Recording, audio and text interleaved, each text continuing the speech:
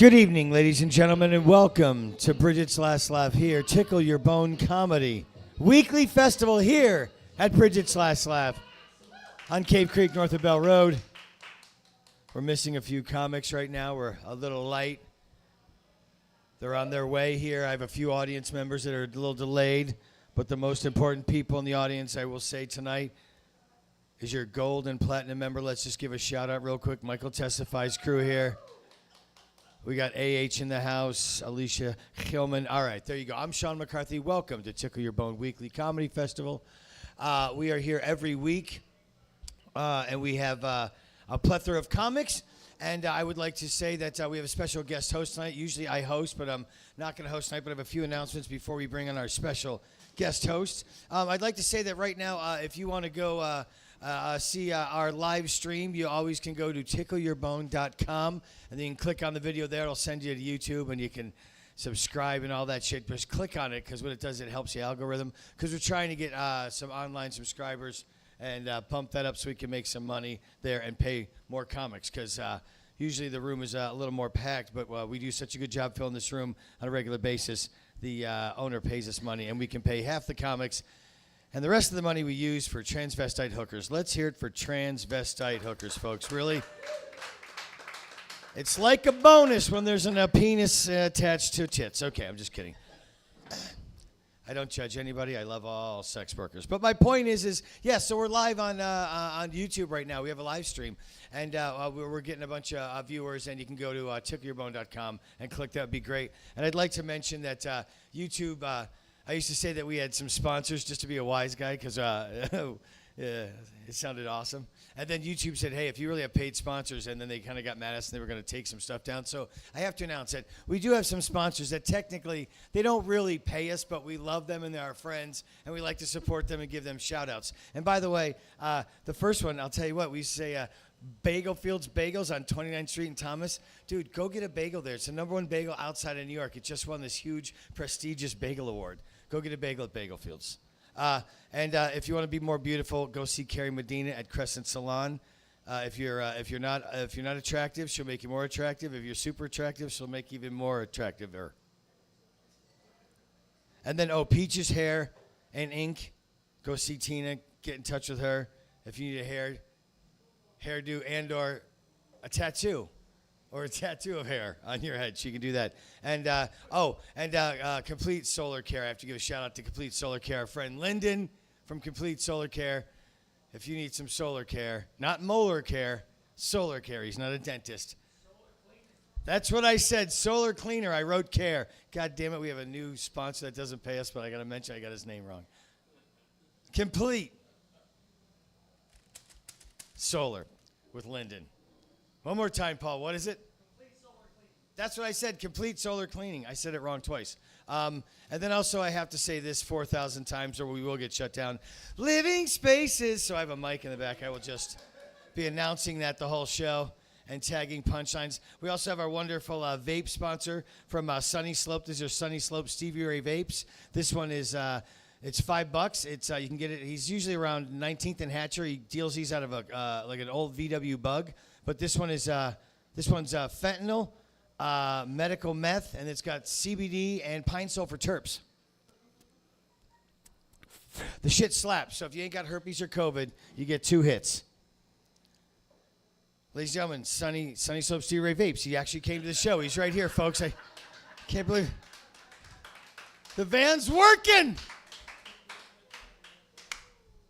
All right, that's his table, folks. I always like to make a few announcements and talk about a couple people that have been really nice to the show and give them shout-outs and hope their business does great, and we love them. And then usually I would do about 10 minutes as the audience starts to trickle in, and then do 4 minutes of really good material just to show all the comics how great I am. But tonight, I don't have to worry about that. As the audience trickles in, we have a special guest host. This young lady taking over my hosting duties tonight. She's our resident comedian for the whole month of August, and she said, hey, I'd like to host at some point. And I said, well, the first week, tomorrow night, actually, you can host if you like, because the guy that was supposed to host decided he's at the House of Comedy, is what I'm trying to say. He's like, hey, can I do a spot at House of Comedy and not host and then come to you later? I said, yeah, sure.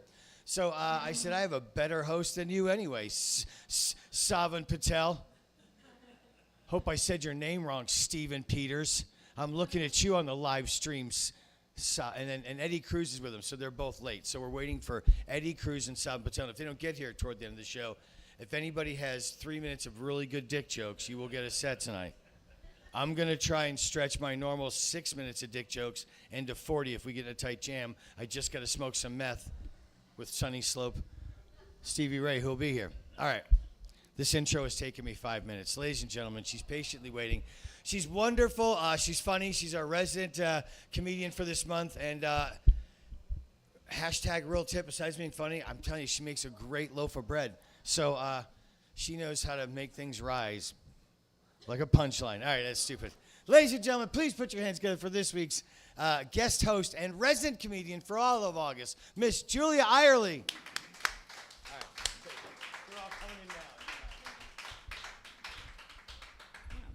I was worried about doing jokes that were too intense for my host set, and then Sean starts out with tranny hookers. Yeah. So I think it's going to be okay from here. I think it's going to be all right. Vaccines don't cause autism. Homeschooling does. Hashtag real talk.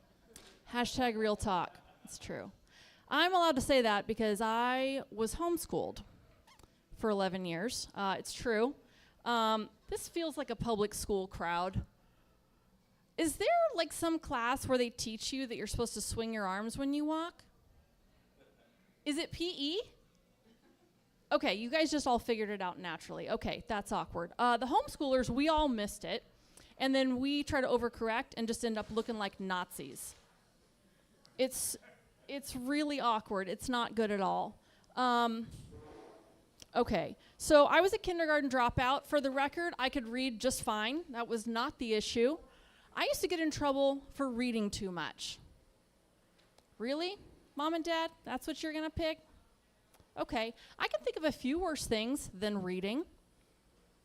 It's not too late for me to start doing drugs. I'll start now. In fact, I'm skipping weed, and I'm starting at coke. Because I figure if I do enough hard drugs, they're going to make me go to rehab, and then I can read my book in peace. Yeah, now we're talking. Playing the long game. No, the real reason that I dropped out of kindergarten is they wouldn't let me whistle during nap time, and I thought that was bullshit. Like, really? This is a place of learning. And I'll be honest, I was a little cunty about it. Little 5-year-old me, not that polite about it. People's biggest concern when they heard that my mom was going to homeschool me is that I would never learn how to stand in line properly. That is the least of my problems. Sometimes I'm still so awkward. I'm like, could I be bisexual? No, I think I'm just really excited to have a friend. Yeah. All right, where are my weed smokers at? Yeah. Okay, a lot of people. I do not smoke weed. I'm really glad they legalized it, though. Not because I want to like be cool or fit in, but because I got really tired of being the awkward goody two-shoes homeschooler who would leave when the weed came out because I didn't want to get arrested. So now I can comfortably sit around while all the cool kids smoke weed. I am moving up. I am working on it. We'll get there eventually. So I was homeschooled 11 years, right? I am self-employed. I'm a self-employed accountant, so I spend a lot of time alone. And that starts to get reflected in my outfits. I'm huge on pockets, okay? These pants, 12 pockets. $80, I don't care, 12 pockets. I have 3 pairs of these. But spending all this time alone, like sometimes I wear things purely for the function, and my dog's not gonna say anything, right? The other day I had an apron on over a nightgown because the apron had pockets in it. Hashtag pockets. I'm worried this is gonna get so out of hand to where I look like I'm in a Renaissance festival, you know, like it's not even pockets, like it's pockets on a string. Like it's not even an outfit anymore. They're functional, what can I say? String of pockets. It's true. I choose clothes. Vote with your money, people. I choose clothes based on how many pockets. I I shop in the men's section because I got so fucking mad one day. I'm over in the women's section trying to find jeans, and every single brand, all of the sizes are different. And I'm like, I'm just so done. I'm so fucking done. Men are so lucky when it comes to buying clothes because it's by measurements. You just go over to the slim fit section, and they have, again, with the pockets, they're twice as big. I get so tickled when people like a trans woman who has never worn women's jeans, they're like, where are the pockets? And I'm like, welcome to Thunderdome. This is how it is. So, men's section for pockets. It's a hot tip for everybody. What do I care? Like, I was already homeschooled. Like, it's not going to get worse. Like, if I look a little off, that's okay. It's okay. Who here's read the Unabomber Manifesto? Yeah. Okay. It's like more people than I thought. That's more people than I thought. I don't know, like, okay, so for people who haven't read it, his whole thing is he was anti-technology.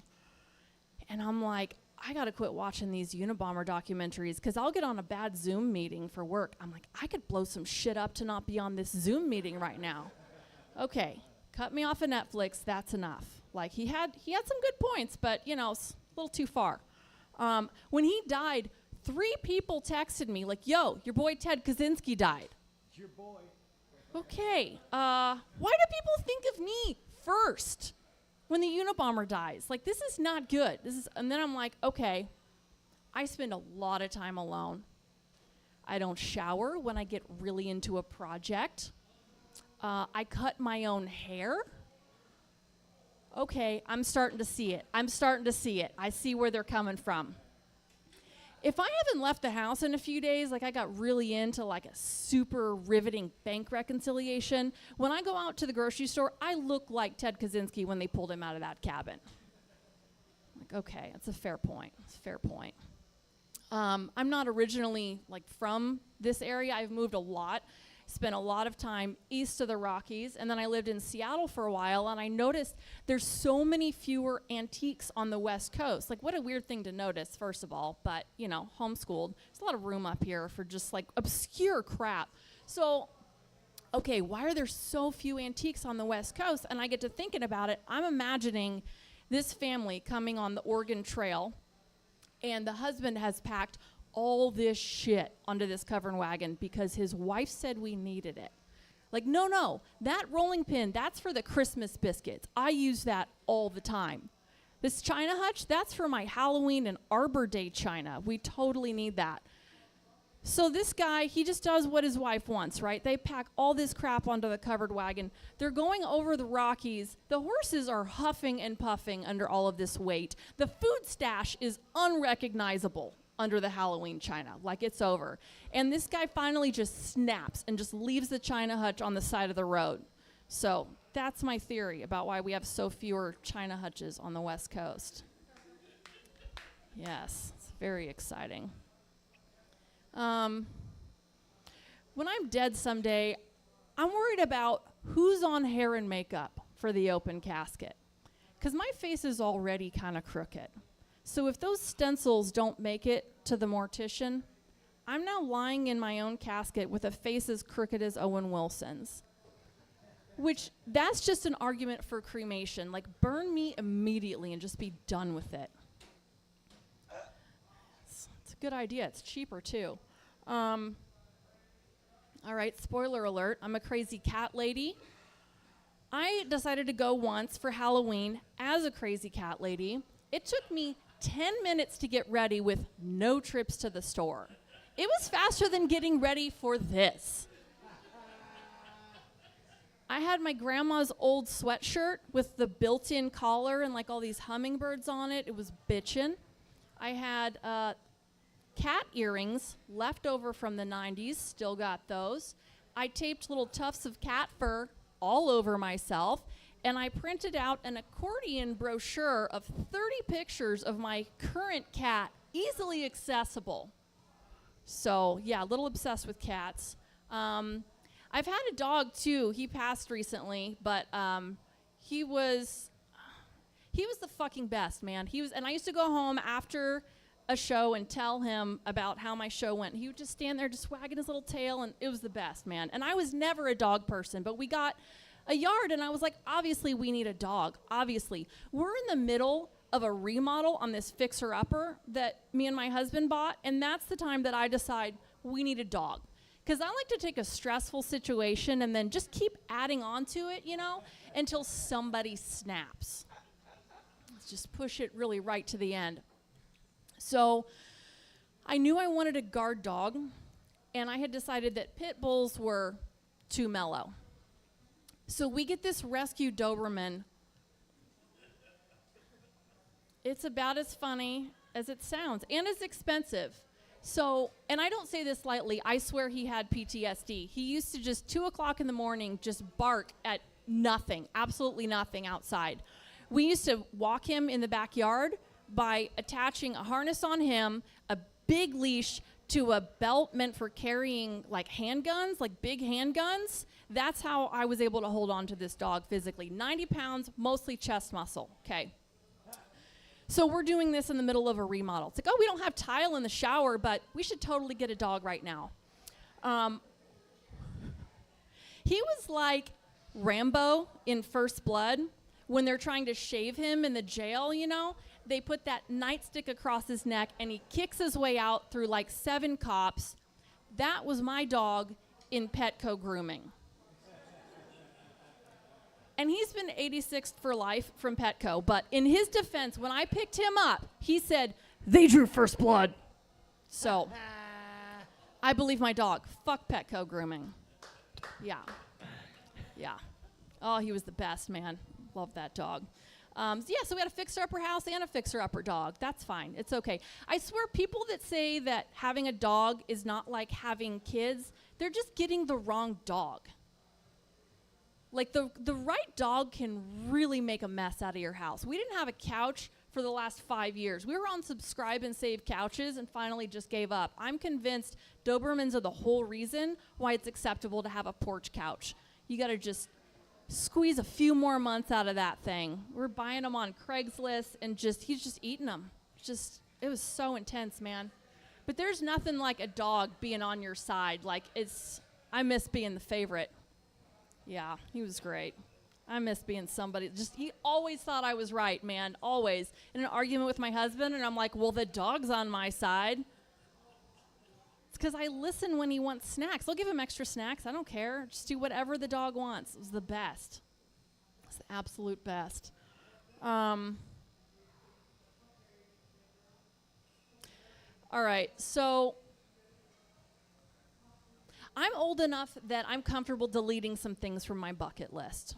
Like, I'm not old. I'm like 39, but I can see the end. And I'm like, I'm not going to learn Chinese. I don't have enough time for this. Like, I can't even draw a stick figure with arms the same length. I'm putting my eyebrows on with stencils. I think I'm pretty far off from being able to calligraphy my grocery list. Let's just cross it off now.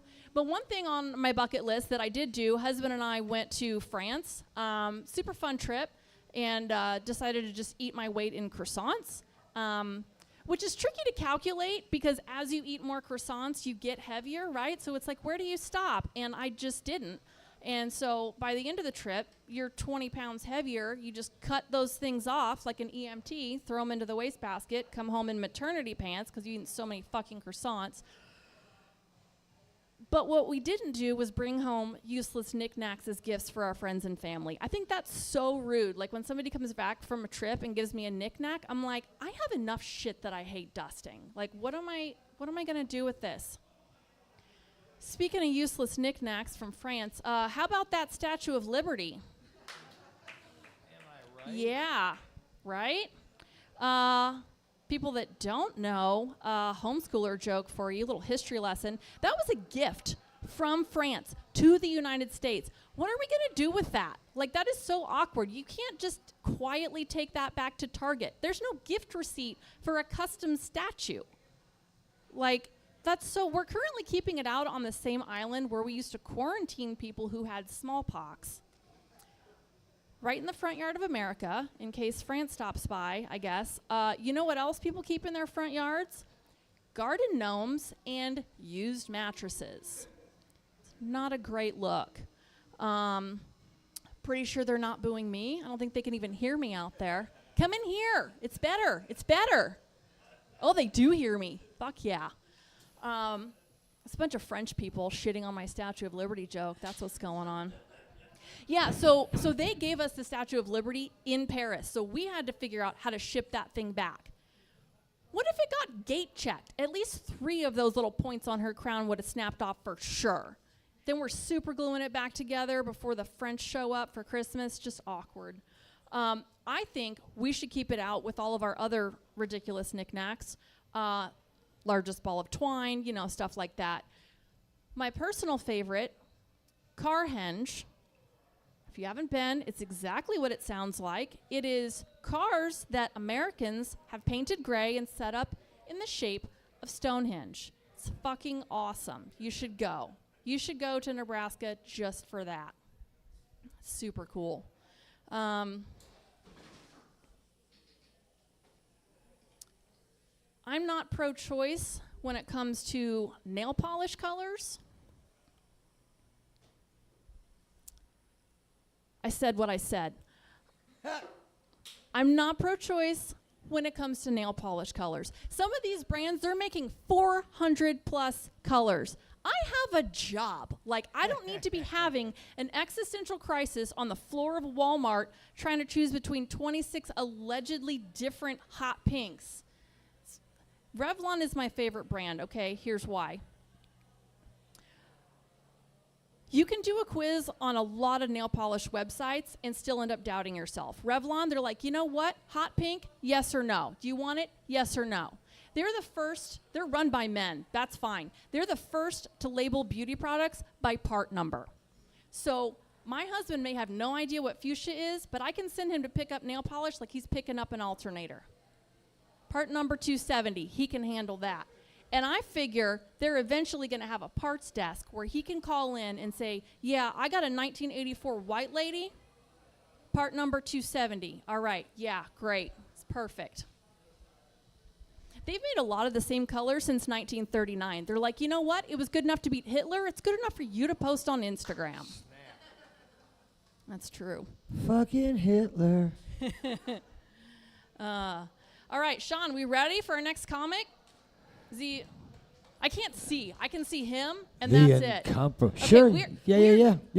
I believe Mr. Shelton is ready. We're going to trust that he is here. All right, so our next comic is the very funny Diethrich Shelton.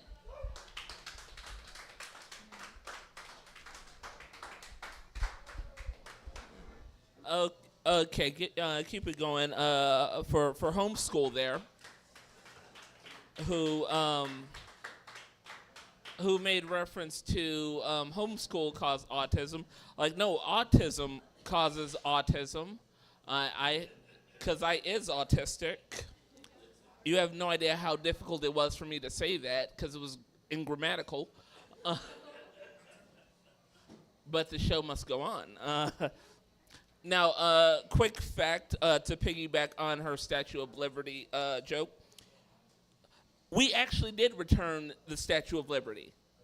We returned it to France because the original Statue of Liberty was black. It was a black woman, and America tried to regift it, and fucking regifters. And so as a result, they recreated it and made it white. So what I'm saying is that's how you return a gift. Racism. It even had the broken chains, to represent the freedom of slavery. This sounds like a joke, but no, this is American history.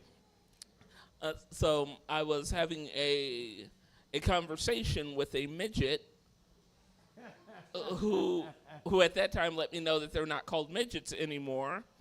They're called little people. I'm like, not according to Pornhub. You're still midgets. And he's all like, no, we're little people. Like, I'm not typing that into a search bar. That's how you get onto a special list. No, thank you. I already believe Big Brother is watching. And I hope that Big Brother doesn't like come up with a different name. Hey, I find that offensive. I prefer older brother. Like, no, you're Big Brother. So, I mean, I don't. And the thing was, he was like, well, porn is going to have to update with the times. I'm like, let me stop you there. We're not canceling porn. I don't think you understand just how powerful porn is. Okay. I grew up in the 80s when VCRs were all the rage. In fact, in the 80s, VCRs were $600. That was how much a VCR cost on sale. Betamax was the superior machine. Do you know why VHS won? Because of porn. Porn defeated. Let me put it into terms that you kids get. I want you to imagine that you go home and you're watching movies on your HD DVD because porn defeated Blu-ray. That's how powerful porn is. Now, like I said at the beginning, I is autistic. I suffer from Asperger's. I can't read body language or social cues, and I also have a tendency to either overreact to situations or I underreact. I will give you an example of both things happening in the same situation. So I was standing in line, and this lady decides to try to cut me in line, and I'm like, look, sweetie, you're gonna have to wait your turn. She's like, don't call me sweetie. And I'm like, look, bitch, you're gonna have to wait your turn. Yeah. I mean, was that better? And as a result of my inability to effectively communicate, I have a hard time picking up on the ladies. It's not bad luck, it's not bad timing, it's me. Like this one lady says to me, Diethrich, you have nice lips. Does that mean you're a good kisser?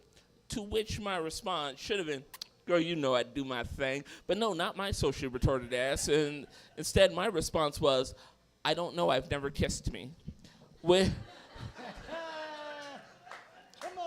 Which, by the way, is the correct answer, not the right answer. Because 3 days later, yes, it took me 3 days to realize, oh, shit, I think she might have been hitting on me. So I've never kissed me, but I definitely fucked me. Turns out I'm a damn good kisser. I realized that, okay, so luckily, as I've progressed, I've had my fair share of girlfriend. And she says to me, what are we doing for our 2-week anniversary? And I said, 2 weeks is not an anniversary. Once again, that is the correct answer, not the right answer. I told my roommate this, and she said, and you wonder why you're single? I'm like, no, I don't. Even I can put the pieces of that puzzle together, because the puzzle piece is a symbol for autism. Thing is, luckily, as I've had friends. Someone like me, it's difficult to have friends, but I do have friends, especially growing up in Arizona, because there's not a lot of us. And when I say a lot of us, I do mean black people. I went to California, and people asked me, hey, where are you from? And I let them know, oh, I'm from Phoenix. They're like, oh, that racist state? It's like, well, Phoenix isn't a state, first. Second, Arizona's not racist. There's not enough black people to hate. See, this is what it is. I believe we're all comfortable with what we know, and what we don't know we're not as comfortable with. I was born in Arizona, born and raised. This is all I know. It's less than 5% black, so if I walk into a room and it's more than 5% black, well, shit, I'm uncomfortable too. Not because of the aggressive amount of black people, but because they've managed to trick us all into one room at one time, and that just seems suspect. So when you're a black person and you have white people friends, you will find yourself doing things that you would not traditionally do, like go to the Renaissance Festival. Ooh. We got to the Ren Fair, and I saw a couple of my other friends there. They looked at me like, what are you supposed to be dressed as? And I'm like, an adult. It's like, well, you got to get in the spirit. I'm like, no, it's 105 in Phoenix, Arizona. Your clothes are made of metal. You're an idiot. You also another thing you do as a black people that you would not traditionally do when you have white people friends is you go to escape rooms. I don't even like horror movies. I never thought I would pay to be in one. No, and here's the thing. I can't even call for help from my family because they gonna judge me. Like, what the fuck were you thinking? Or like, they would look at me like I was going on a black cruise. Like, you went on a boat? Because we do not do well in horror movies. Also, like, when you're a black person, you have white friends. You also go karaokeing. With Papa T after the show. Yes, the Darkside, right? C. Now here's the thing about karaokeing with white people. The question is going to happen. It's not a matter of if, it's a matter of when. Like Diethrich, I love rap music. I love rapping along to rap music.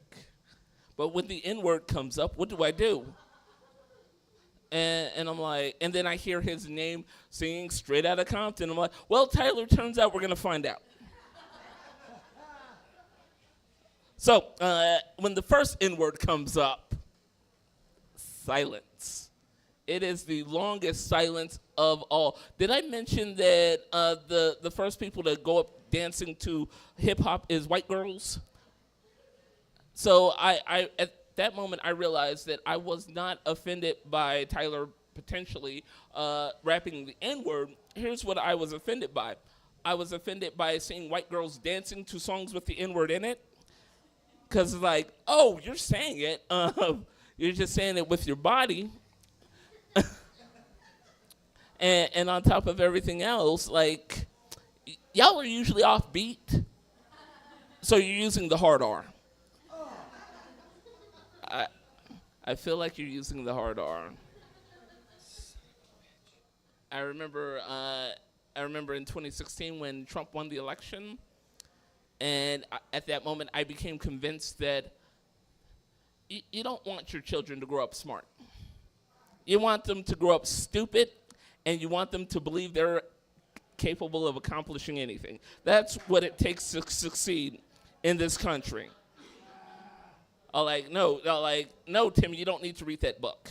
Here, read this magazine with the pictures in it.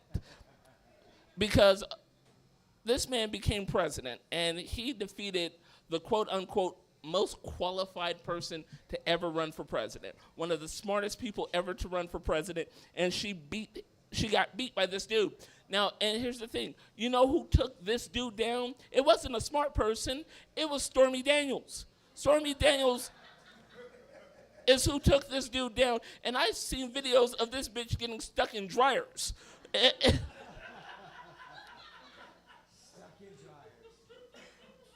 The stupid rule this world. I don't like to toot my own horn and say that I'm smart, but it's kind of an insult to say that I'm smart because it gets you nowhere. Homemade submarines, I'm like, stupid. Brought it back. But yeah, I remember when he won the election, and at that moment, people developed the righteous indignation to just walk up to me and say things. Like, one dude comes up to me and is like, hey, you know, some people had it worse than the slaves.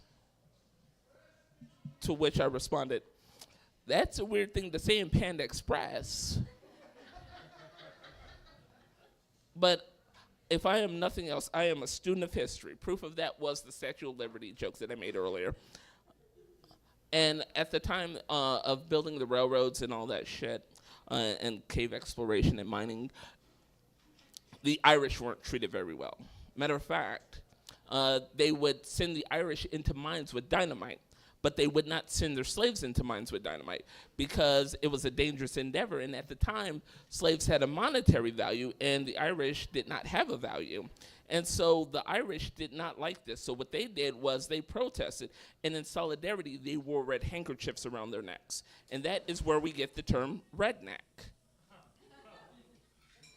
To that, my response was, well, if the Irish didn't like working conditions, they could simply, leave. Could you imagine a slave trying to turn in his 2 weeks' notice? It is with the heavy heart and fondness of that I inform you, effective 2 weeks from today, I will no longer be at the Mont Royal plantation.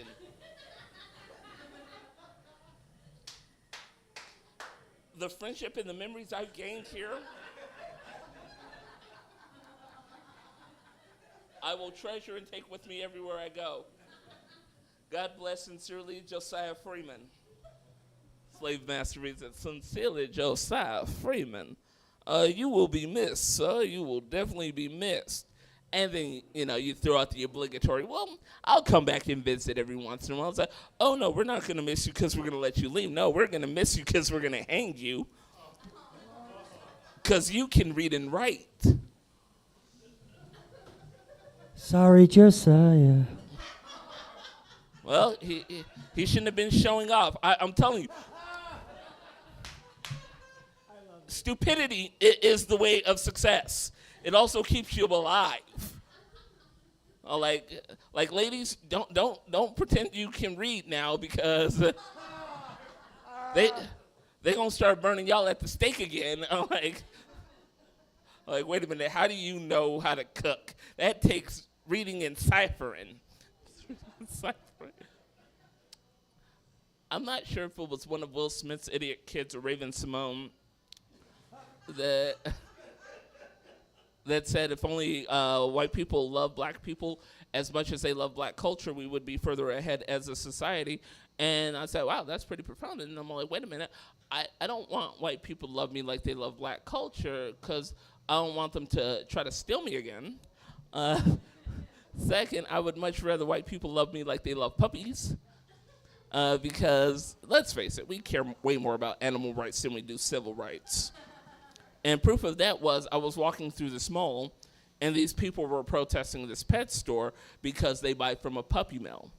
I didn't know what a puppy mill was, so I asked the lady, hey, what's a puppy mill? She said, well, it's a place where they breed dogs strictly to be sold. Could you imagine if they did this with humans? I mean, you can relate. I'm like, yeah. Wait, what? Did you just compare black people to puppies? She's like, no, I love puppies. Like, whoa, wait a minute. Which proves to me the world would be a different place if the humane society existed during slavery. You walk onto a plantation, like, man, you got like 100 new slaves. Did you go to the auctions? Like, oh no, these are all rescues. I open my heart and my home to these majestic beasts of labor, and I give them forever homes. And that's what we're calling slavery now, forever homes. But who rescued who? All right, ladies and gentlemen, I'm Diethrich Shelton. Enjoy the rest of your evening.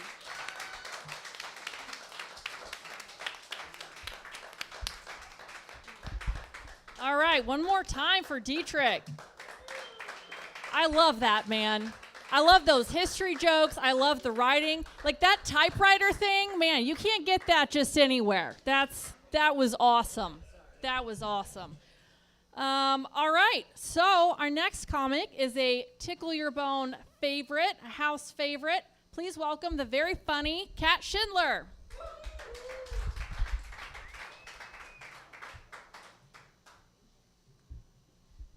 Oh gosh, thank you. I am just grateful Sheldon went before me so he doesn't fact check my set.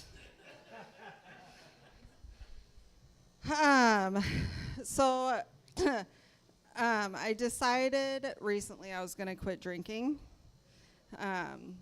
So tomorrow's going to be 365 days until I'm 1 year sober. So I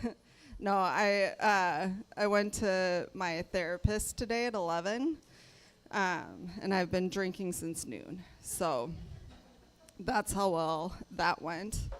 I no, I'm here with my husband. Alan is back here. We have been married almost 20 years.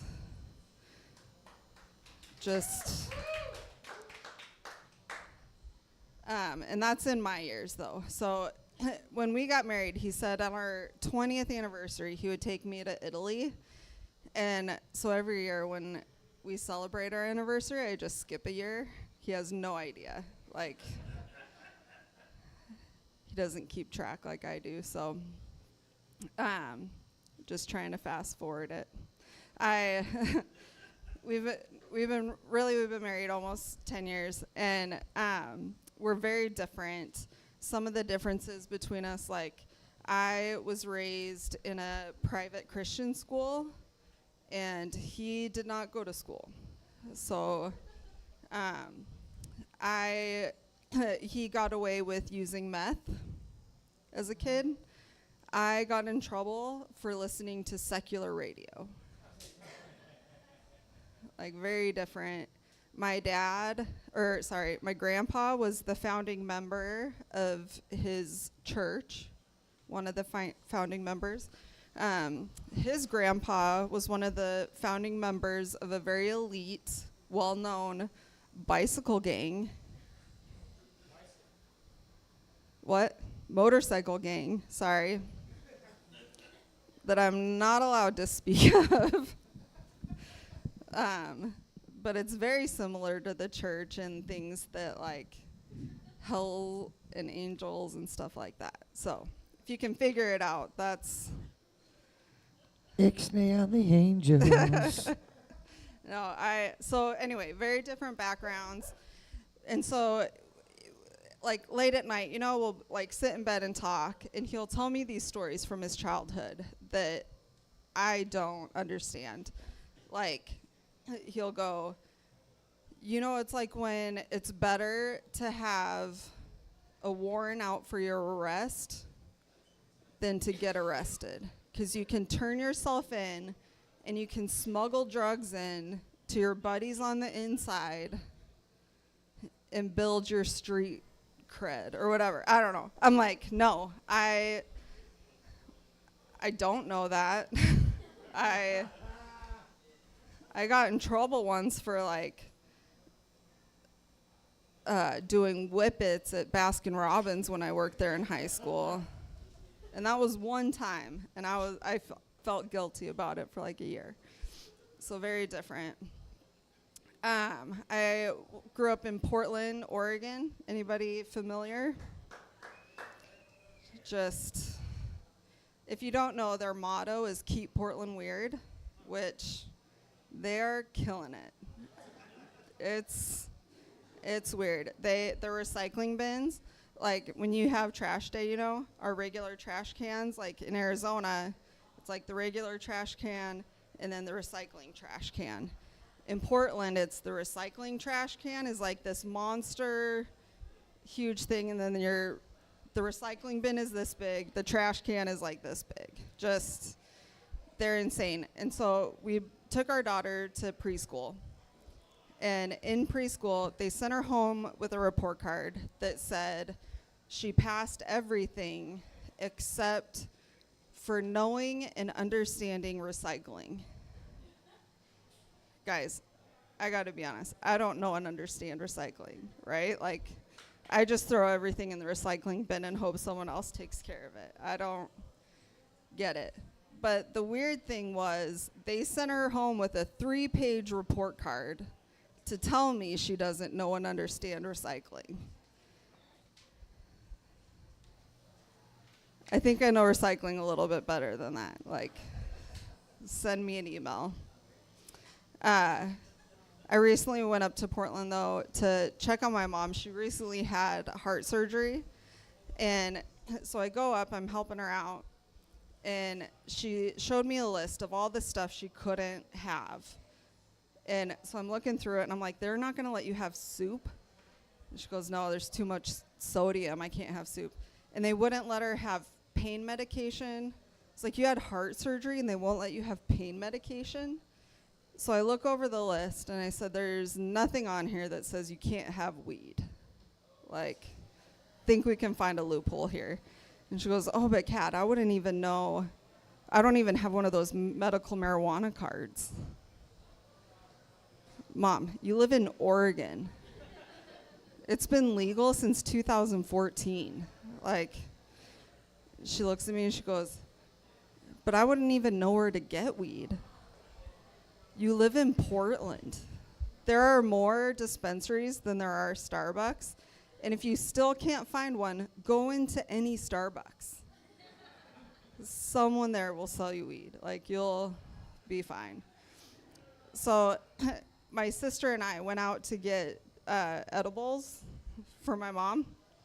And I had the trip of my life. Like, I don't do edibles very often. I took a third of this edible, and I mean, I couldn't stand up straight. So thankfully, she didn't take it.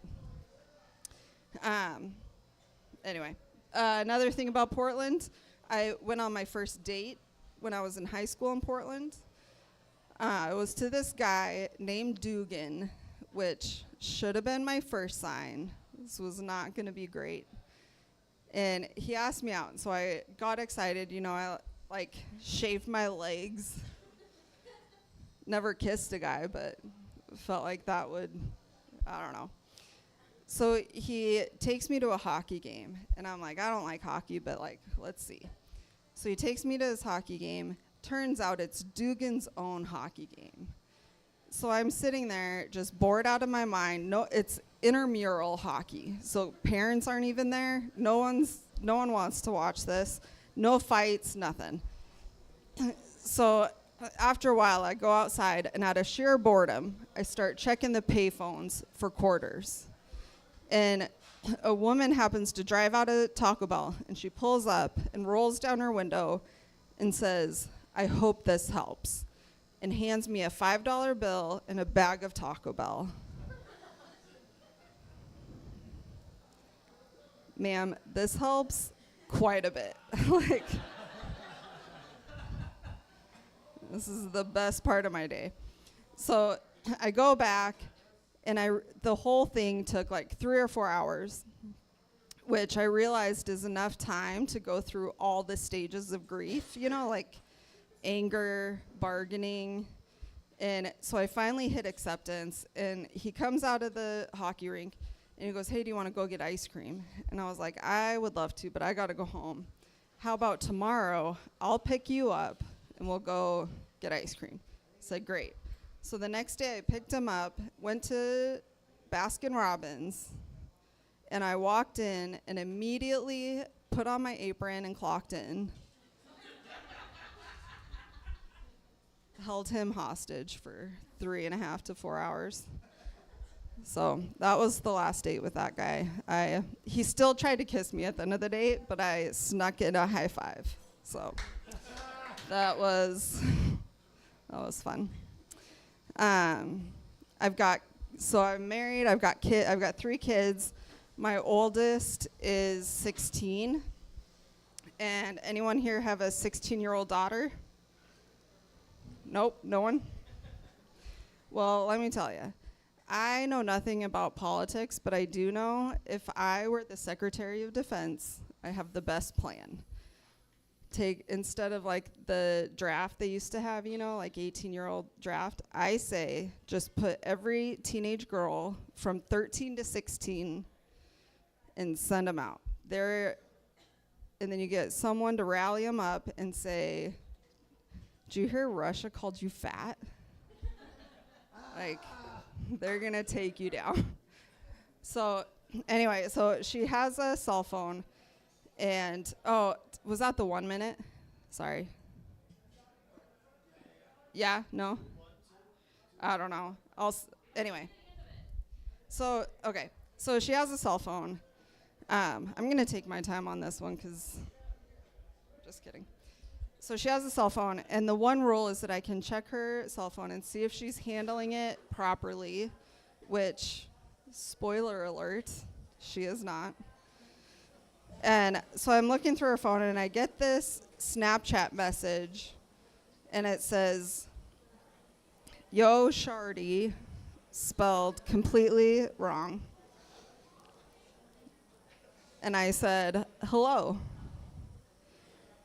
He said, "Are your parents home?" I haven't lived with my parents in like 20 years, so I said no. And then he sent me an inappropriate picture, a dick pic, to which I responded, "Meh," with the emoji arms. And he goes, "You serious?" And I said, "Nothing." So he responded, "Well, then send me a picture, a dirty picture of your freshman ass." So I sent him one, and he responded, "WTF." And I said, "Sorry for the poor photo quality that was taken in 1997 from a film camera when I was a freshman." Haven't heard back. Thank you so much. My name is Kat Schindler. Yes.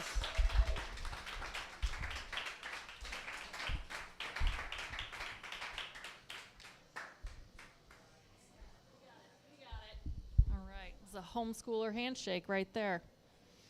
Okay. All right. One more time for Kat Schindler. That was great. Yeah, I think that's a good plan. Good defense plan. I like it. I'm in. That's great. All right. So next up on our awesome lineup, as it is every week here at Tickle Your Bone, let's give it up for Vaughn Anthony Nichols.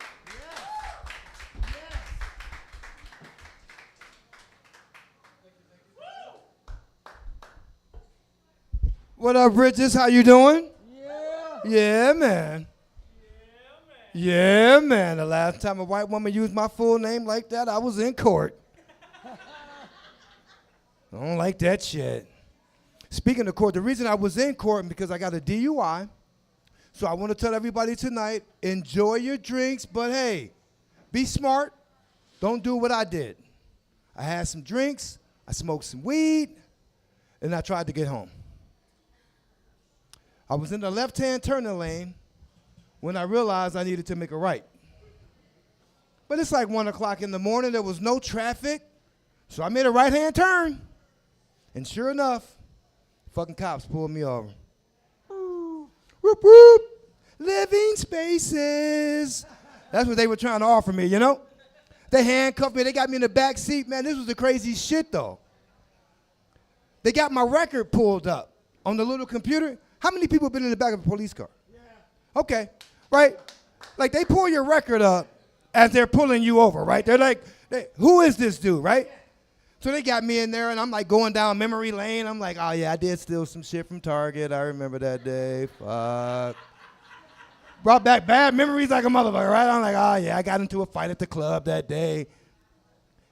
Then it had like 10 counts of marijuana possession. Bing, bing, bing. I was like, God damn, I got to stop smoking weed. But as I'm looking at it, it's got a section at the bottom.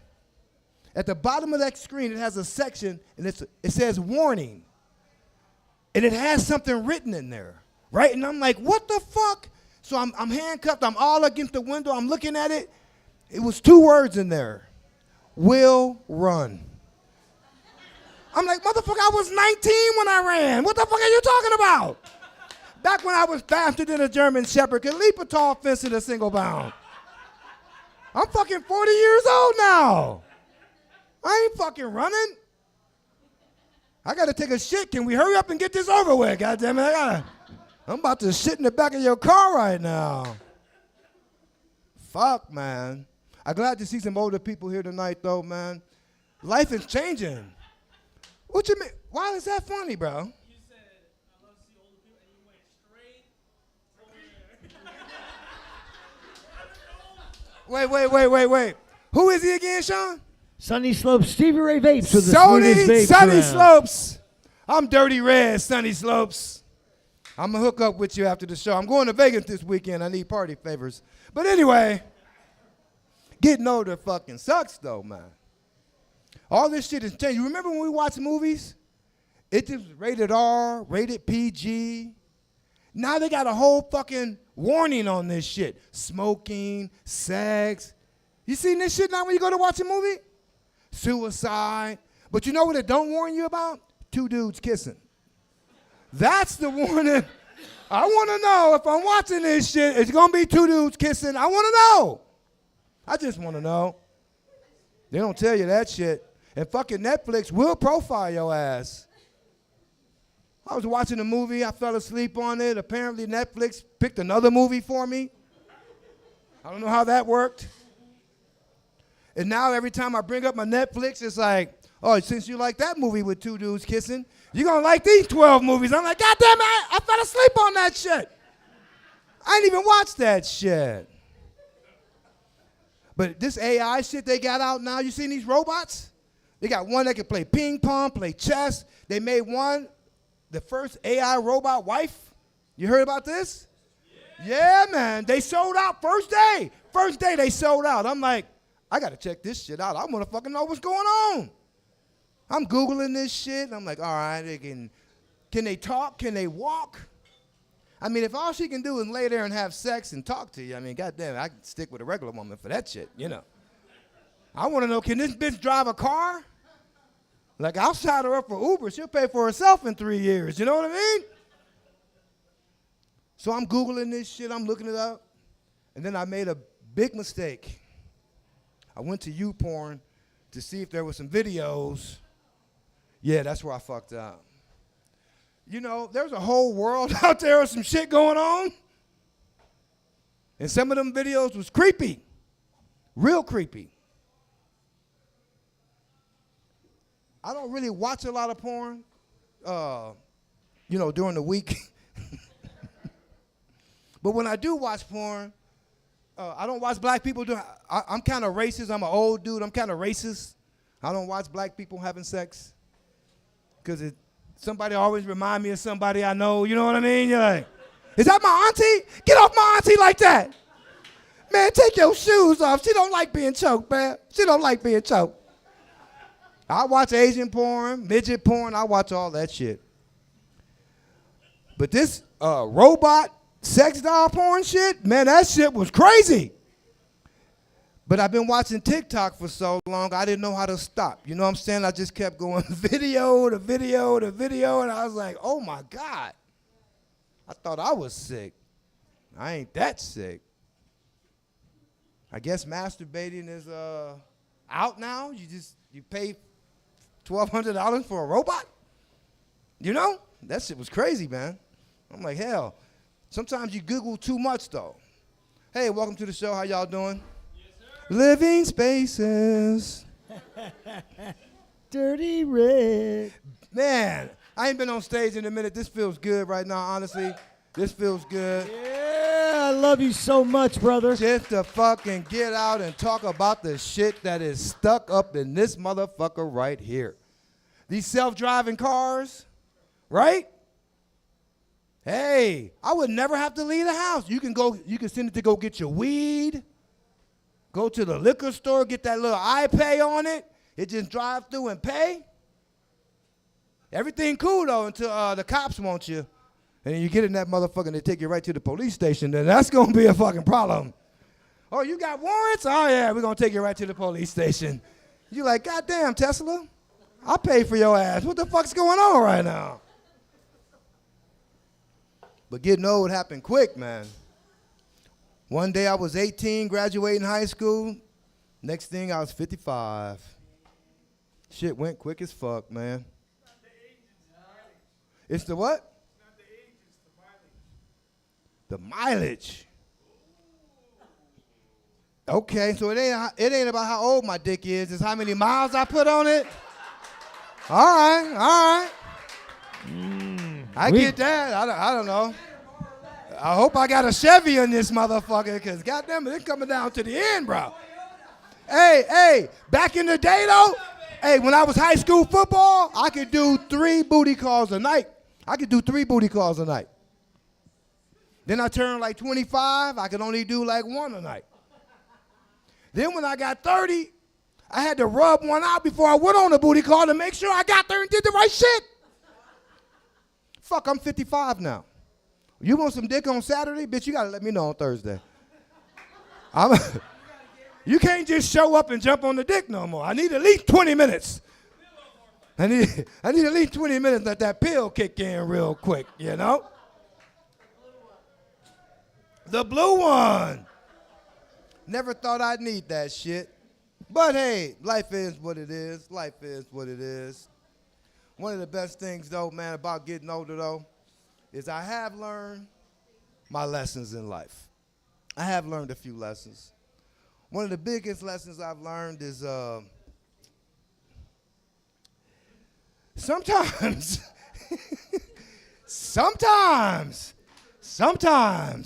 you can't do what you used to do. Sometimes you can't do what you used to do. I used to be able to hold a dookie for like 10, 12 hours. I went to jail a few times. No. The other day, I ate at potluck. I couldn't hold that motherfucker to save my life, man. I'm driving down I-10. I'm like, Lord, I am not going to make it. Like, I hate getting old. I ain't going to make it. Fuck, I turn the corner. There's traffic and shit. Everybody standing around looking. I'm like, God damn. I had to get out, grab my gym bag from the back. Okay? I cleaned it out. I'm waiting. I'm trying to get off. I couldn't get off. Yeah. So anyway, to make a long story short, you know you old when you're on the freeway and have to take a shit in your gym bag that your girlfriend gave you for your birthday. And that bitch was not happy when I showed home with it. I'm Dirty Red. That's my time. Yes.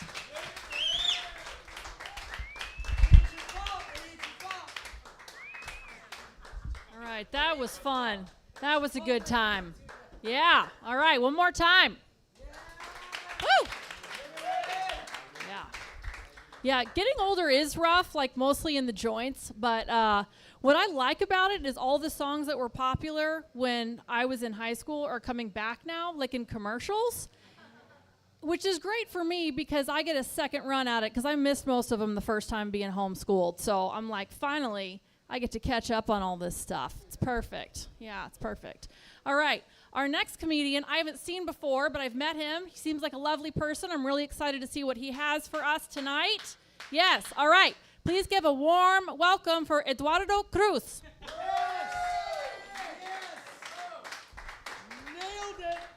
Nailed it. That's right. A white woman getting it right. Incredible. Eduardo Cruz. And I like how she put a little spice on there, you know, a little ketchup, a little salt. She was like, Eduardo Cruz. I love Julia. I love how she's dressed right now. We hung out on Saturday to watch the Terrence Crawford Errol Spence fight, and she was asking all these questions about like fights and stuff. I love how like she just pulled up looking like she got a dick in her pants right now, you know? I love it. I love you, Julia. So my name's Eddie Cruz. I'm a first-generation American. Nah, it's too late. It's too late. I gave you a second, and then it was a little too late. It racist as fuck, this room, I swear. No, I love being a first-generation American. Good food. 4K. That's racist to assume that I speak. No, I'm kidding. I do speak Spanish. Is it the boots? No. Or the curly hair? The curly hair. I don't know. That's right. No, the food is good. Other than that, it's all right. You know, you get your ass whooped a lot.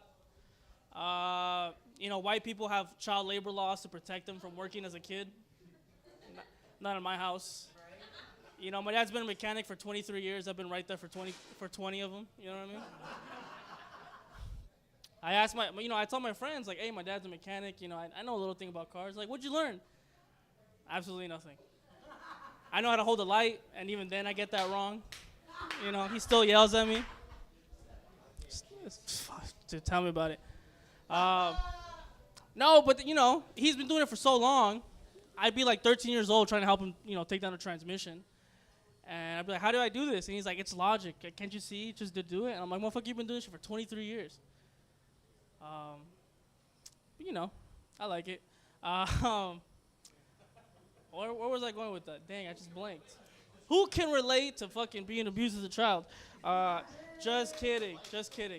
My parents loved me. They loved me. However, they used to rent me out, you know, being Mexican.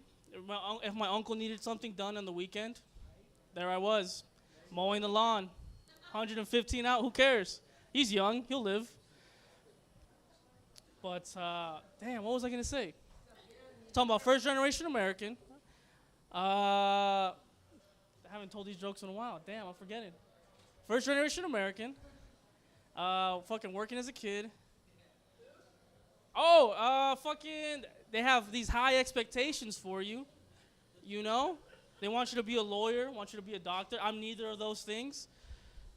You know, can you imagine me being a lawyer? Like, I'm 25 years old. When I argue with my brother, my eyes still well up with tears. You know what I mean? Out of anger. You know, imagine me defending a person. He's on the stand for just petty theft. And I'm crying. Your Honor, I swear. It's just a pencil. And then he gets life. Can't do it. Can't do it. That's why I didn't want to be a lawyer, you know? That's exactly why. No, you do disappoint them a lot, though. Like the other day, I picked up a prostitute on accident. I swear to God, this is a true story. So I'm from the west side, 67th and Glendale. Throw it up. 67th and Glendale, there's a fucking Quick Trip. Right? There's a Quick Trip on the corner of 67th and Glendale. Now, this is late at night. My mom, she's like, Miko, can you fucking pump gas for me, fill up my tank? I was like, of course, mother, I'll do anything for you. I love you. So I go like the good son that I am. And pump number 1, I'll never forget. We're there, pumping gas. And then all of a sudden, shadows of the night, I hear That's how women sound to me, you know what I mean? No, I'm kidding. I hear blah, blah. No, I'm kidding. Women, I just saw Barbie, by the way. Makes me hate women even more. No, I'm kidding. I am kidding. Dude, fucking bitches, am I right? Wouldn't let Ken have his Casa Mojo Dojo house, you know? Cunts. No, that was a good movie. Better than Oppenheimer? I don't think so. You know? But, where was I going? Oh, yes, picking up a prostitute by accident.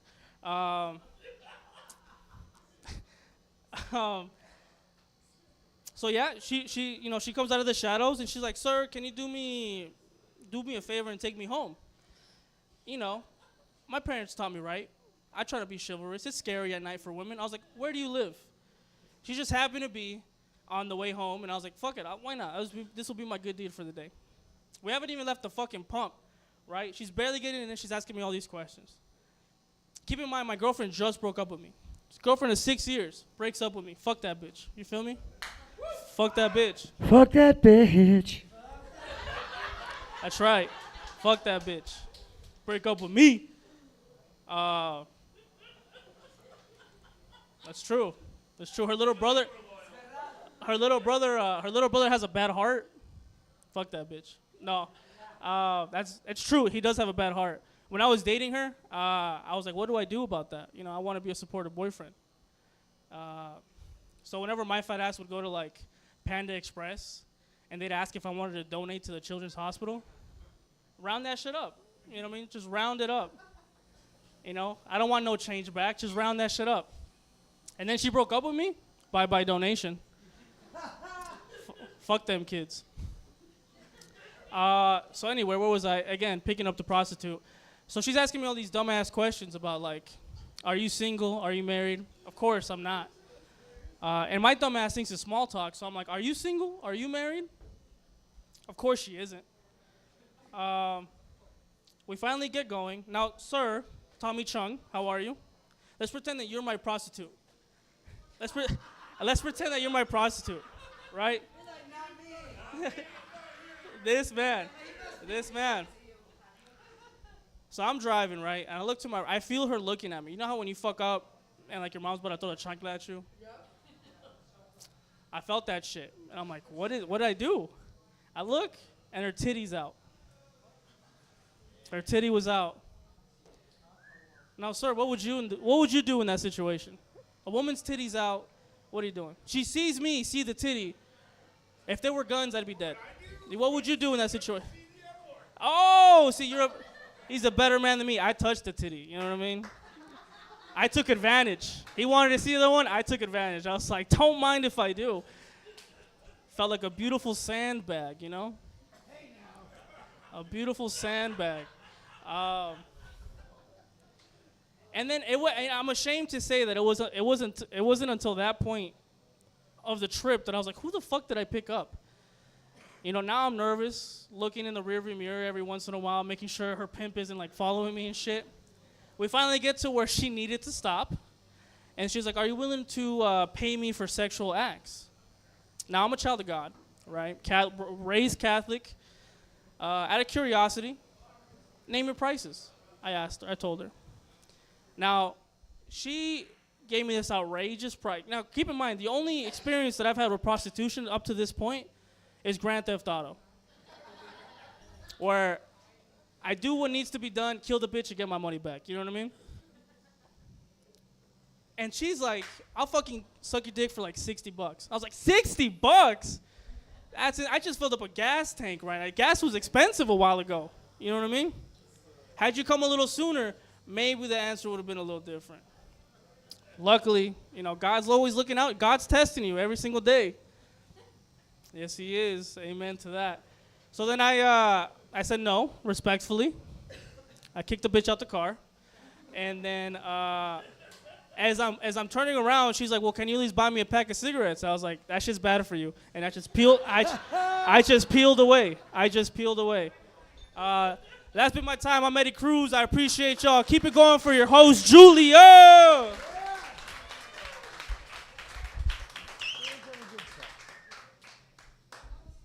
Eddie doesn't realize I wear these pants every week. I got multiple pairs of these. I figure the best self-defense strategy is you want to look like you're going to be the problem. This is all an act. People always wonder how my arms are so ripped, and they don't realize it's because my knees are so fucking bad. I have to overcompensate with my arms to get up and down. That's the trick. If you want your arms to look like mine, blow out both your knees. It's great advice. Okay. All right. We are down to our last comic. Looks like. Oh, no, we are not. We have one more rotating comic, and then we have our very own Sean McCarthy closing it out, which is going to be awesome. Okay, so our next comic is Saavan Patel.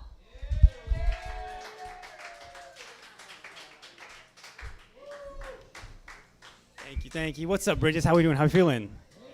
All right. Well, that was all right, but we'll change that. Don't worry. Keep it going for Julia one time, guys. Julia Eyerly, everybody. She's awesome. Look at this. You guys came out here on a Tuesday night, packing it out, seeing stand-up inside of a haunted house. You guys are enjoying yourselves. I like it. For those who don't know me, my name is Saavan. No one ever gets my name right, so I had to develop an alias. You know, like every time I go to get takeout, I'm like, yeah, I'm here to pick up an order for Sam. And they know. Everyone knows I'm lying. All right, everyone knows this face doesn't belong to Sam. But they appreciate it, you know. They're like, thank you for lying, Sam. I don't know what your real name is, but I was going to mess it up. I'm like, it's fine. Don't worry about it. My name's Harichandra Mukherjee. Figure it out. I'm not going to do that, you know. I just embrace whatever I get. I give people one chance. Whatever they say, that's who I am. Like, my name's Saavan. Was that Salvin? Yep, you nailed it. You guys remember roll call in high school? That's what I did. I would just say here for anything. It didn't matter. It was like, Saavan, here. Saavan. Savannah, here. Saddam, Allahu Akbar. Allah Akbar. Allahu Akbar. It didn't matter. It's kind of weird growing up Indian. You know, the first time I ever had an identity crisis was in 3rd grade. It's true. We were in school and we were learning about the Indians, and all my friends were asking me, like, so Saavan, what tribe are you part of? And I didn't want to look stupid, so I was like, Cherokee. And then I went home and I asked my parents, like, guys, what tribe are we part of? And they're like, we come from a line of sugarcane farmers. So then I go to school the next day and I see that sugarcane farmers is nowhere in the textbook. So for the rest of 3rd grade, I just told everybody that I was a sugarcane farmer from the Cherokee tribe. How and namaste. Cherokee people. Cherokee farmers. I don't know. People always tell me that I look like the type of guy that does really well with women. You know, they're like, oh, you probably get loads of women. And look, I don't really like to brag, but I haven't had sex in 5 years. Yeah. Could you go that long? I highly doubt it. It's been a while. Changes. Your body changes when you don't have sex for that long. You know, I have superpowers now. I have super. What's that? Born again virgin? No. What is it? I don't even know. Did I miss something? Was that? What's your name, sir? Troy? Use condoms? Always? Yeah, you should. You should use condoms. I don't know. Yeah, man, I have superpowers now. I don't know. I feel like I'm a fun time, though, you know? Like, I'm tall, I'm kind, I'm sweet. I have nice feet. I have really nice feet. Very clean, very big. Size 12. Yeah. Ladies, you know what they say about big feet? I eat ass. I'm kidding, I don't eat ass. I can't eat ass, I'm a germaphobe. I can't eat ass, I can't do it. You eat ass? All day. Yeah, we can tell. That's right, that's why I'm smiling. Eating How did you guys, I gotta have baby wipes next to my toilet.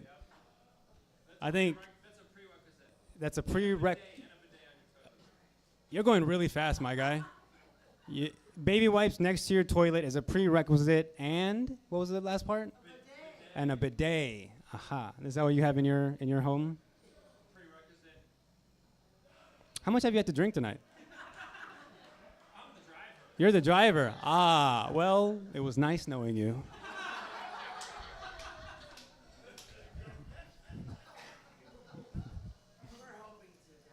What's up?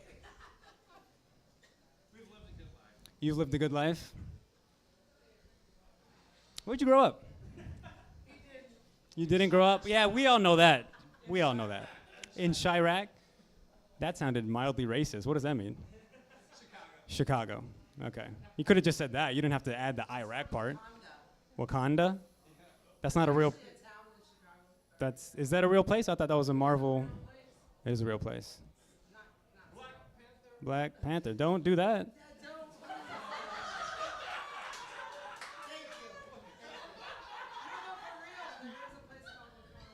Yeah, no, I know. Yeah. I was like, you're from Wakanda? What? You're so white. So white. I was like, liar. What's your name again? Sorry. Troy, and your name? Rebecca, and the person who's passed out? Savannah. Oh, she's alive. Savannah.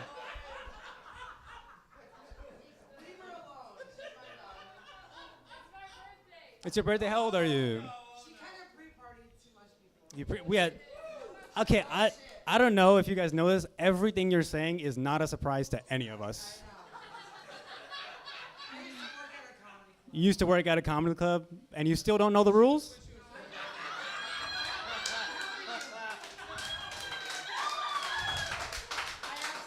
You're welcome. I'm welcome.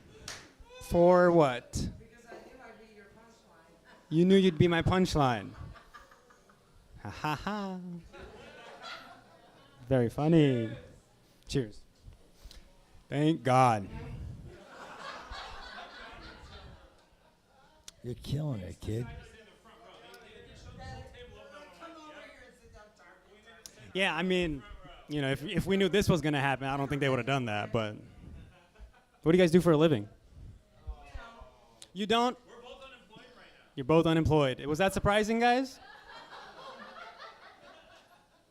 But Savannah, what do you do, Savannah? Savannah seems like the most sensible person at this table. What do you do for a living?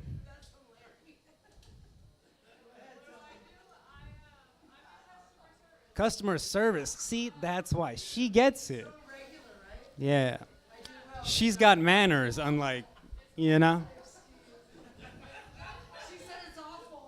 It's awful. Yeah, I know. I work in customer service too. I'm a server at a comedy club. It's all. Yeah, no, we hate it too. I'm a server at a comedy club. It's the worst. It's tough dealing with people like that all the time.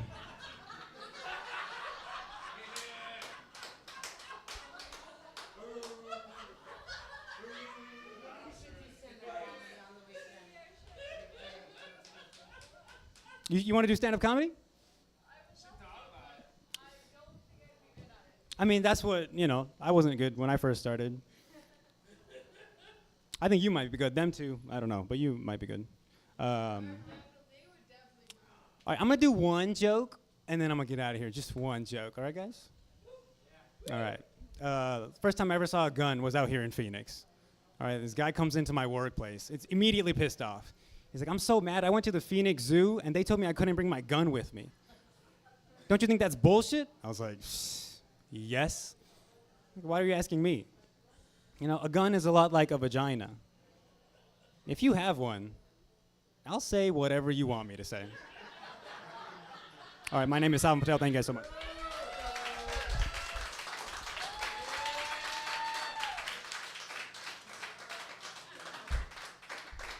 All right. No pressure, Saavan, but every time I've seen him, he's always funny. I'm always excited when he's on the lineup. All right, one more time for him. Yeah. Okay, we are now down to our last comic. The usual host of this show, the host of Saturday Night Boxing, the host of all things Tickle Your Bone. Please welcome Sean McCarthy.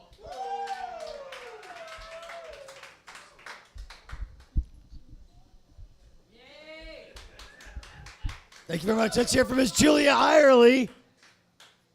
You can applaud for her, please, the host. Let's hear for that young lady.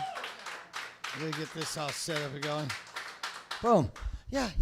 Let's hear for Julia one more time. And all the comics you've seen tonight. Oh, my God. Dirty Red was on the show tonight. I fucking love Dirty Red. Oh, my God. Oh, and I'll bow once again. There you go, folks. I'm bowing out of respect, folks. That's for you guys right there. My mom was a very famous entertainer around the valley for like 25 years, and she always tells me to bow to respect the audience. And my mom performed at Bourbon Street, the Highlighter, and she was the last gal on the main stage at the Alaskan Bush Company when they got raided by the federal agents. Yes! My mom wasn't, she really was. My mom was actually a hooker, but she had a heart of gold. Thank you. I'll be here all week. Thank you. Try the veal. Thank you very much for coming out. It's wonderful to be here. I will say this. Last week, I parked in the back. Be careful. Somebody broke into my car and installed an 8-track. You can't even get those anywhere. I said 8-track. Try the veal. It's a taco tonight. Try the veal tacos. You can get 2 for $2.50. Thank you very much. Eddie Cruz. Let's hear for that young boy right there. He's a fantastic young man. Fantastic young man. I'll say this. I have a few jokes and quips and things I'd say. For starters, I usually host the show. I would like to say it's wonderful to watch Julia host the show. And the comics tonight were fucking phenomenal, as usual. And really, I can't say that enough. Like, just fantastic. So it's a joy and a pleasure to perform with such wonderful people.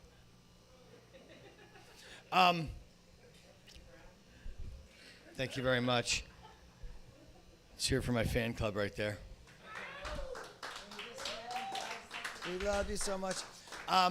Okay, so that being said, ladies, there's a couple of ladies here. It's your birthday. A couple of Julia hosting this. Women. God, let's hear for the ladies. Good God, I love the women. Like Sam Kinison said, without ladies, well, I guess we're just gonna fuck this sheep right now. My point being is Lindsay Lohan is having babies.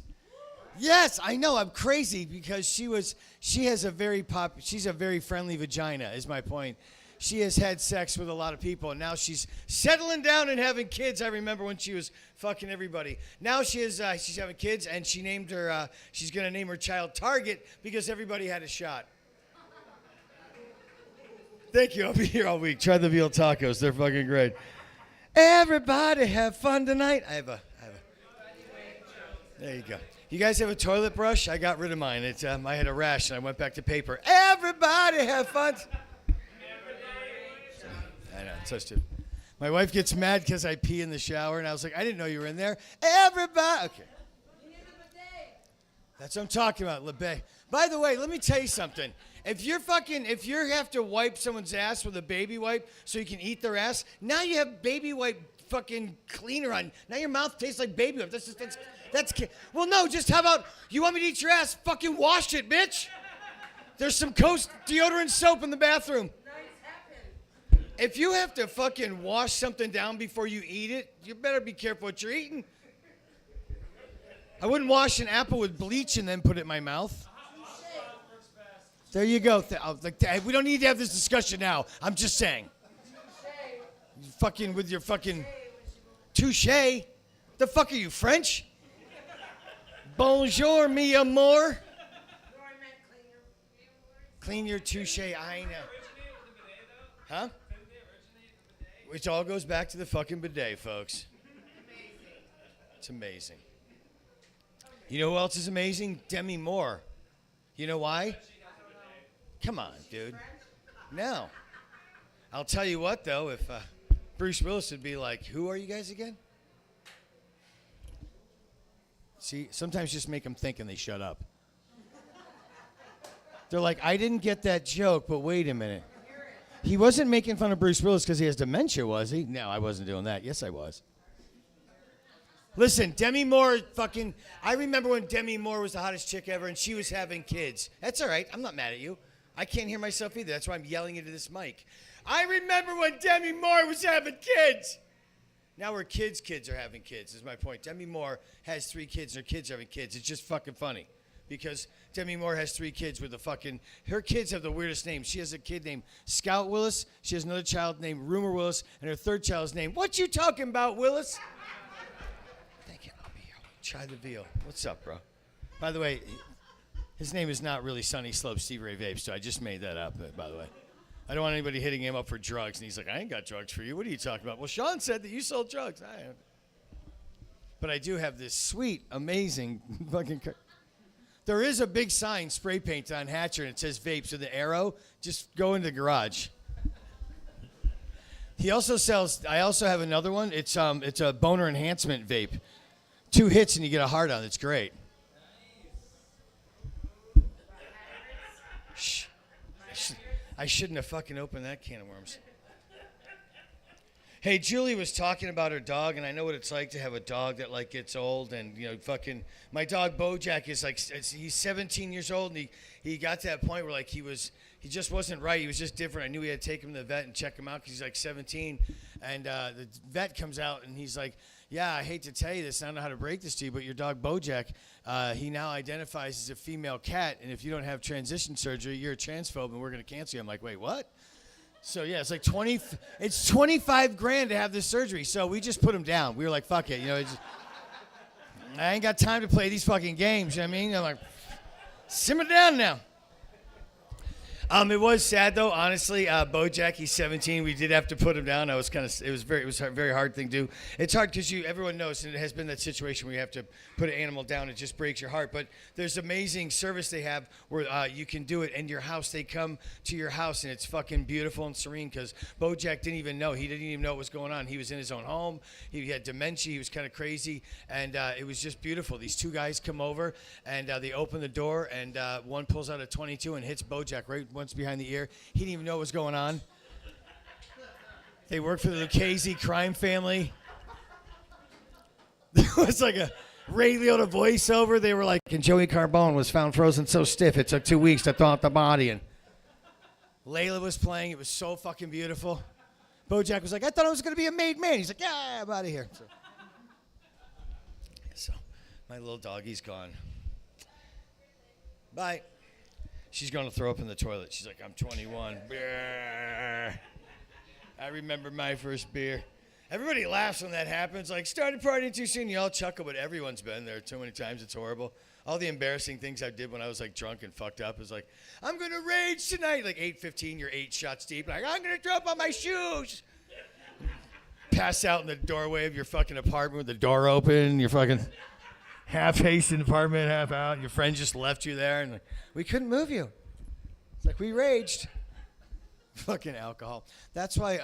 If you, I'll say this: if you're ever gonna drink alcohol, make sure you have like at least a gram of cocaine in you, because just when you're about to black out, that's just enough to get you back in the game. Where you're like, we could go to Cleveland. Who's on board? Let's steal the light rail. Otherwise, you're like, I think I'm gonna black out. Door. Fucking. I shit my pants. You know. People always say, people will say shitty things about drugs because like, they want to scare people, or there's like propaganda to make drugs illegal. It was all created by rich old white men who were assholes at the turn of the century who just couldn't get laid, apparently, I think is how it worked. And I know I look white, but I'm a Jew. I'm black from inside out. And white people smell like bologna. So let's just level the playing field right now, honkies. My two odd, weird brown brothers over here. Some sort of desert brother, some sort of Mexican brother. Okay. We're all brothers. But these honkies, we're fighting. We're on the same team is my point. Dirty Red, get fucking Diethrich. We're kicking all the white people's asses. Okay. My point being is like at the turn of the century, this is what they did. There was all this propaganda against drugs to scare people, which is just horrible. And it's funny because like they say you can't sell drugs, but then of course, the fucking pharmaceutical drugs go through the roof. But this is what they did in like the 1900s, like the early turn of the centuries. They would just take a drug, attach it to a brown person, and say something bad happened. And it was always the same story. They'd go, if Mexicans smoke weed, they'll rape white women. If black men snort cocaine, they'll rape white women. If Chinamen smoke opium, they'll rape white women. And it just like every time it was like just boom, boom, boom down the line. And it's just fucking, it's all bullshit. It's propaganda to just ruin people as a fucking race and also to fucking shit on cool things like drugs. And the only little bit of truth in all those fucking propaganda type stories is that white women are incredible whores and will fuck anybody with a pocket full of good times. Those bitches will put out. Fucking E.T. comes down. You got Baba Dust? I'll suck it. Bone home. I said so stupid. I said bone home. Let's hear it for white bitches, am I right? Okay, so stupid. So stupid. So stupid. This is all for women. Here's a joke I love to tell. That's not a joke. It's a true story. And it goes like this, so dramatic. I got to remember Pee Wee Herman. Okay. So this year at the Super Bowl, an amazing thing happened. They had the flyover, the pregame, where they had the Blue Angels fly over, but it was 5 women flying the Blue Angels, and it was a big fucking deal. And everybody's like, the Blue Angels, 5 women, the Blue Angels, they're flying over the Super Bowl. It's amazing. It's for women. Women are doing it. They're 5 Blue Angels, and it was a big deal. And I was like, yeah, that's awesome, cool. And then you see it, and the fucking planes fly over, and you can't even tell there's a woman in the plane, number one. There's not even like Sarah on the side of the plane. There's not like fucking a name. It just looks like 5 planes. And you don't even know it's fucking women in there. Until like just as they eclipsed the stadium, I realized they all left the blinker on and not one of them fucking turned. I'm like, where are you going? Margaret, come on!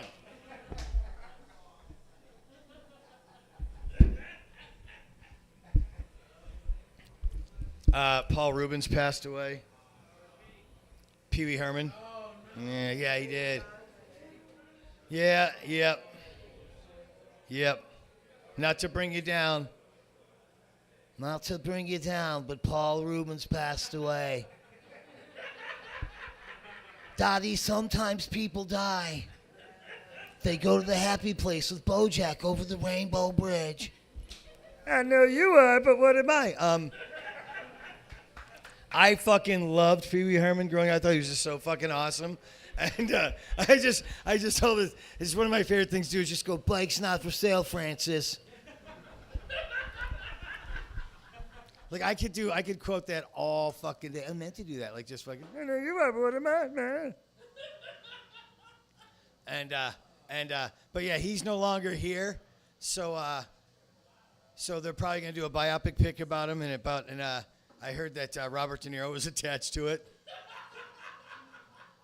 I know you are, but what am I? Okay, that's so stupid. That's stupid. Bike's not for sale, Francis. So stupid. This is Robert De Niro doing Taxi Driver in 2023, the remake. It's called Lyft Driver. Did you get the app?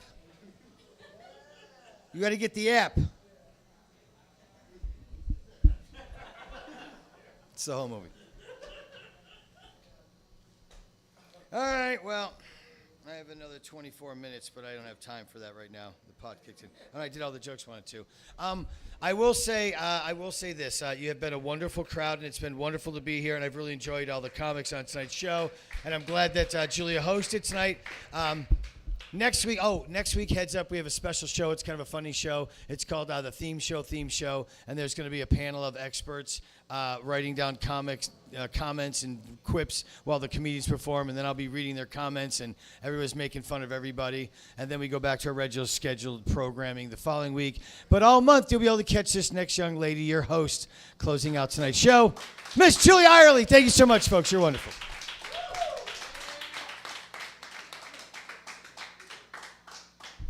Thank you guys so much. Awesome audience as always. Great comics as always. Every single Tuesday, we're always here, and I'll be here all month. Thank you guys so much. See you next week.